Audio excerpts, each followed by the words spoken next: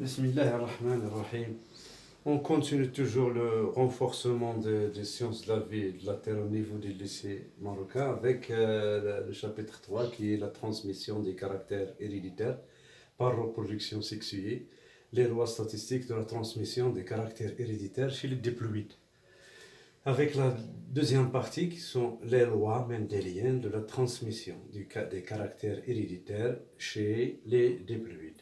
Toujours dans le cadre de la première partie qui est l'étude de la transmission d'un couple d'allèles, c'est-à-dire le monohybridisme, avec le cas d'un gène non lié au sexe et le cas de la dominance complète.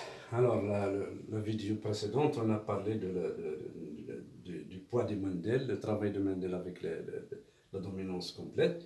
Maintenant, on va travailler sur une remarque. C'est beaucoup d'élèves commettent la confusion entre le croisement test et le croisement en retour. Donc, je vais éclaircir ces deux termes. En anglais, le croisement test, c'est le test cross. Le croisement en retour, c'est le back cross. Alors, qu'est-ce que ça veut dire le croisement test? Le croisement test, c'est le croisement d'un individu à phénotype dominant, mais dont le génotype est inconnu, avec un individu testeur à phénotype récessif, c'est-à-dire homozygote. Alors, ce type de croisement permet la détermination, bien sûr, du génotype de l'individu testé, c'est-à-dire dont le génotype est inconnu, et donc de s'assurer de la pureté d'une race, c'est-à-dire si elle est homozygote ou bien hétérozygote.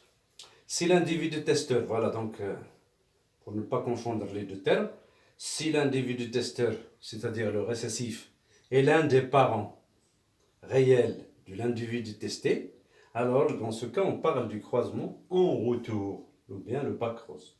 Je répète, le récessif testeur, s'il est l'un des parents, il représente l'un des parents réels de l'individu dont le génotype est inconnu, donc on parle de back cross. On va étudier un exemple. On considère les croisements suivants. Donc vous avez ici, donc regardez, essayez de prendre des notes.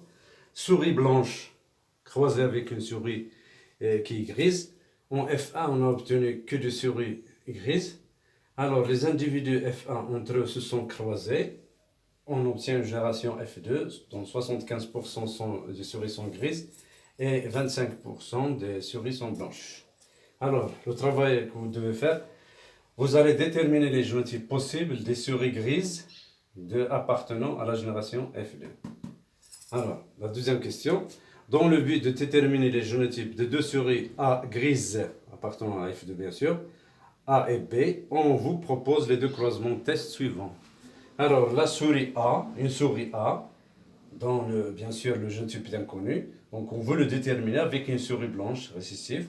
Alors, on a obtenu, donc ce croisement a donné 100% de souris grises. Le croisement 2, la souris B, qui est une souris blanche, souris B avec une souris blanche bien sûr. Alors, le deuxième croisement test a donné donc 50% de souris grises et 50% de souris blanches.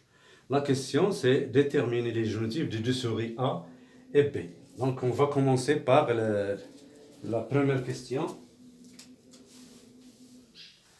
qui est déterminer les génotypes possibles des souris grises appartenant à la génération F2. Alors, vous voyez ici une souris blanche avec une souris grise se sont croisées. Une génération, donc on a obtenu une génération F1 avec 100% de souris grises. D'accord? Donc, comme révision, qu'est-ce qu'on peut déduire de ce croisement? Donc le F1 est homogène, donc les deux parents sont de race pure, et il y a la première loi de Mendel qui est vérifiée.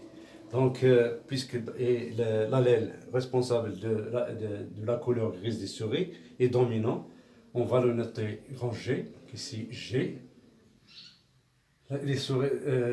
Donc l'allèle responsable de la couleur souris blanche est récessif, donc on va le noter petit b entre crochets. Les deux parents donc sont de race pure, donc G sur G pour cette souris, et l'autre c'est B sur B. Donc la génération F1, pour F1 seront des hybrides. D'ailleurs, la première loi de Mendel, donc uniformité des hybrides de F1, donc ils ont reçu un allèle G du parent de gris et l'allèle P, donc le génotype, il est hétérozygote ici, hybride. D'accord, voilà. Alors les hybrides, G sur B, G sur B se sont croisés entre eux. Donc on vous demande ici de déterminer le génotype possible des souris grises appartenant à la génération F2.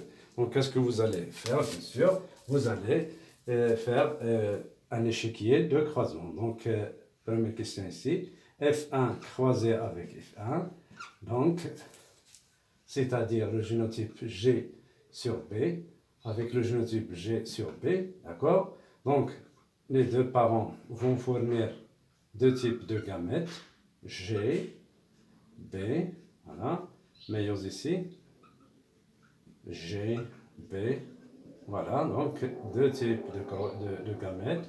Alors, fécondation, bien sûr, fécondation, d'accord, donc un échiquier de gamètes, voilà. Il sera donc de cette façon. Alors, F1 croisé avec F1, donc G, B, G, B, voilà. Voilà, donc ici, regardez, voilà. Donc G avec G, ça donne des souris toutes grises, donc c'est pur, donc souris grise, bien sûr avec les proportions 1,5, ici 1,5, donc toujours là, ce qu'on a dit dans la vidéo précédente, un quart ici. G avec B, ça donne des souris hétérozygotes B, GB, donc B, donc les souris seront grises aussi, 1 sur 4.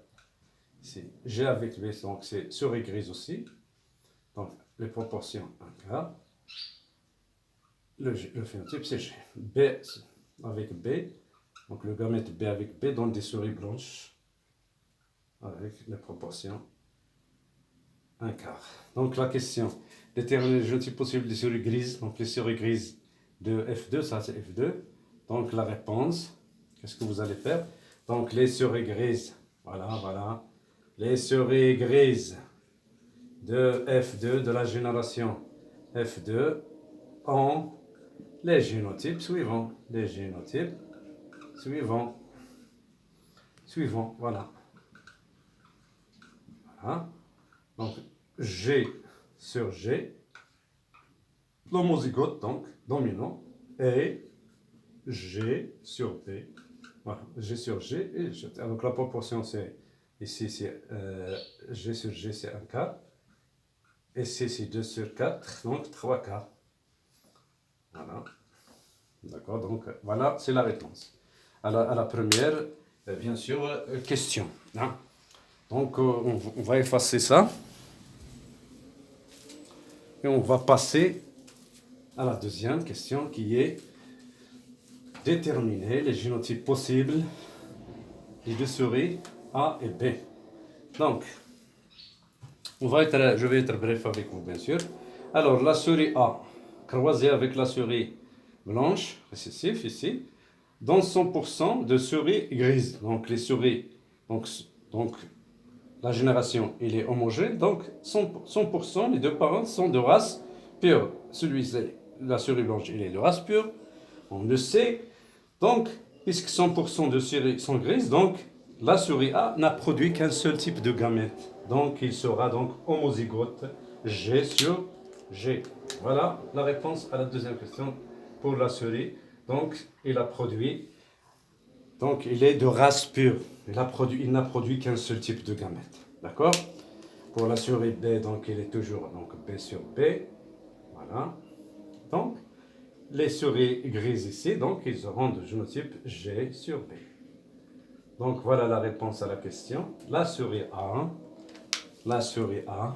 donc la souris A est de race pure, Voilà. C'est-à-dire homozygote.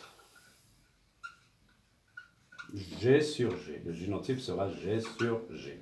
Alors, pour le deuxième croisement, la souris B avec la souris blanche, La souris B, donc nous avons 50% de souris grise et 50% de souris blanche. Donc, génération non hétérozygote, non pure bien sûr, donc 100%, il n'est pas homogène, pardon.